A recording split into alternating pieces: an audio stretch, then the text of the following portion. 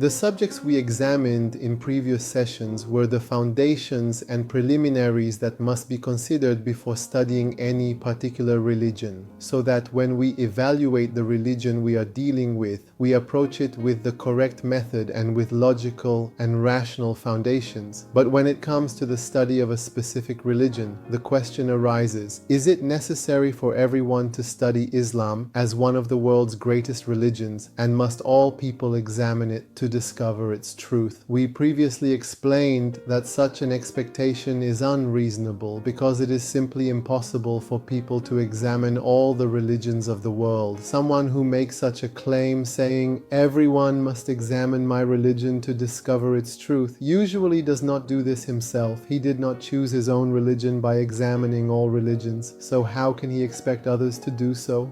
Nevertheless, we said that logically, given the importance of God's word and message, our duty is to examine the message that we are directly exposed to, the one intertwined with our culture and environment. Therefore, those born in an Islamic environment and living within Islamic culture have a duty to examine Islam without prejudice, without preconceived notions, and with an open mind, and see whether the religion before them possesses the necessary characteristics of God's message and whether it can be considered a true religion. Followers of other religions, however, are only obliged to examine Islam if they find themselves in a position of judging its teachings. They usually regard their own religion as true and as the word and message of God, and they follow it as a means of spiritual growth. Many of them do not know much about Islam, and if they have heard something about it, they treat it in the same way that we treat information we hear about other religions. But if someone encounters contradictions within their own religion, or finds themselves in a position where they must answer questions about Islam and make a judgment regarding it, then examining Islam becomes necessary. In such a situation, they must carry out this study carefully and without prejudice. Of course, for someone who feels a greater interest and motivation in spiritual, religious, and faith matters, even if they believe their own religion is true, learning about the key principles and foundations of the world's great and influential religions will certainly be beneficial and enlightening.